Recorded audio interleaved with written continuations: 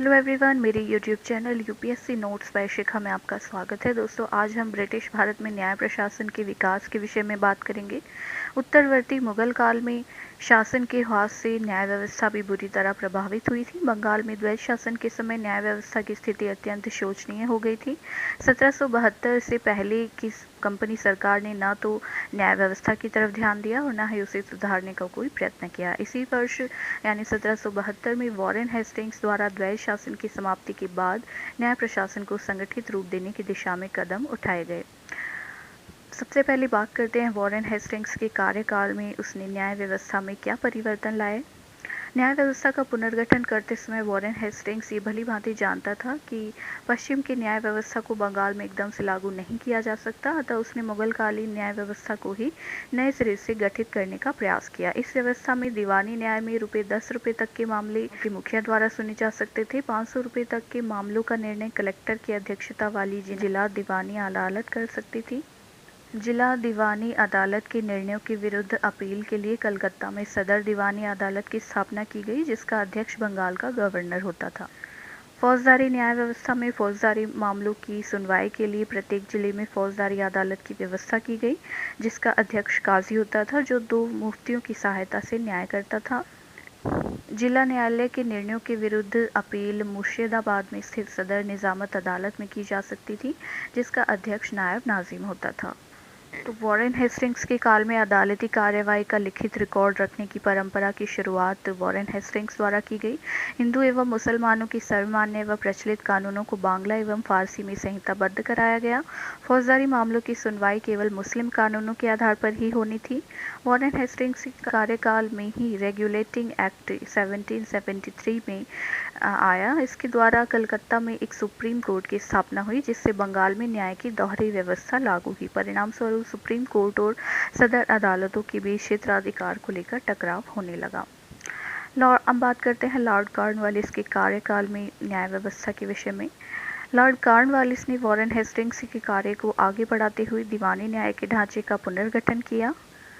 अपने कार्यकाल यानी 1786 से 1793 में उसने अपने जिले के मुख्य कस्बे में रजिस्ट्रार, अमीन व मुंसिफ की अदालतों का गठन किया और इनके ऊपर जिला मजिस्ट्रेट की अध्यक्षता वाली जिला अदालत की स्थापना की, जिसके निर्णय के विरुद्ध अपील के लिए कलकत्ता, ढाका, मुर्शिदाबाद और पटना में प्रांतीय अदालतों की स्थापना की। प्रांतीय अदालतों के ऊपर गवर्नर जनरल की अध्यक्षता वाली सदर दीवानी अदालत थी, जिसके निर्णयों के विरुद्ध अपील लंदन स्थित प्रीवी काउंसिल में की जा सकती थी। कॉर्नवालिस ने फौजदारी न्यायालयों का भी पुनर्गठन किया। उसने जिला फौजदारी न्यायालयों को समाप्त करके 4 भ्रमणशील न्यायालयों की स्थापना की। 2 अंग्रेज न्यायाधीश वाले इस न्यायालय में यह आवश्यक था कि वह वर्ष में 2 बार आंतरिक प्रदेशों का दौरा करे और न्याय संबंधी कार्य करे। सदर फौजदारी अदालत को मुर्शिदाबाद से कलकत्ता लाया गया। फौजदारी कानून सिद्धांतों में कॉर्नवालिस ने रक्त मूल्य का सिद्धांत समाप्त कर दिया, अर्थात अब मृतक के अभिभावक दोषी को क्षमा नहीं कर सकते थे। धर्म विशेष के मामलों में साक्षी का महत्व नहीं रह गया। मुस्लिम की हत्या जैसे मामलों में अन्य धर्म को मानने वालों का साक्ष्य भी अब मान्य हो गया।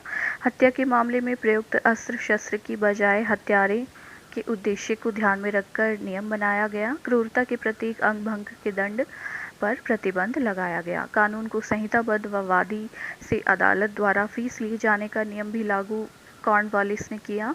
न्याय व्यवस्था का पाश्चात्यकरण कर उसे तार्किक व आधुनिक बनाया। अंग्रेज न्यायाधीशों को ही न्याय की जिम्मेदारी सौंपी गई, इसलिए न्याय महंगा और धीमा हो गया। मुकदमेबाजी बढ़ गई। अपने मामले को सही ढंग से रखने के लिए वकीलों की सहायता लिया जाना अनिवार्य कर दिया गया।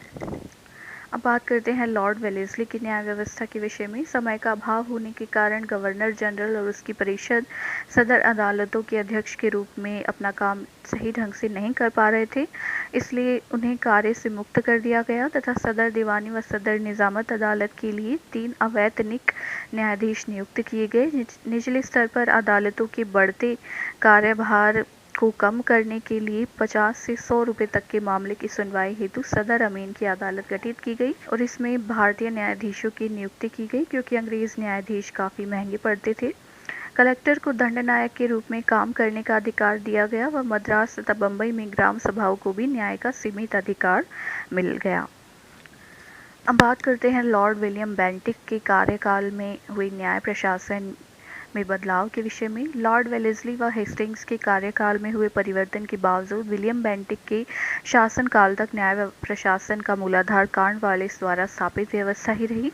जेम्स मिल के अनुसार इस व्यवस्था के 3 दोष थे: न्यायपालिका के अधिकारों का असीमित व निरंकुश होना, व्यक्ति के अधिकारों की कोई निश्चित परिभाषा न होना, अधिकतर कानूनों का अलिखित होना। न्याय के क्षेत्र में विलियम बेंटिक द्वारा किया गया मुख्य सुधार अपील व भ्रमण की 4 अदालतों की समाप्ति। इन अदालतों के न्यायिक कार्य मजिस्ट्रेट और कलेक्टर को सौंप दिए गए। मजिस्ट्रेट उन मुकदमों को सुनता था जिनमें 3 वर्ष के कारावास का दंड दिया जा सकता था। 14 वर्ष तक के कारावास के दंड के मामले जो थे वो सेशन जज के समक्ष लाए जाते थे। गंभीर मामलों की सुनवाई सदर जज के समक्ष लाई जाती थी। वहीं मृत्यु दंड 2 न्यायाधीश वाली बेंच द्वारा सुनवाई के बाद ही दिया जा सकता था। विलियम बेंटिक के समय इलाहाबाद में सदर दीवानी व सदर निजामत अदालत की स्थापना की गई। 1833 में विधि आयोग की स्थापना लॉर्ड मैकाले की अध्यक्षता में की गई, जिसके द्वारा कानून को संहिताबद्ध करने का महत्वपूर्ण कार्य किया गया।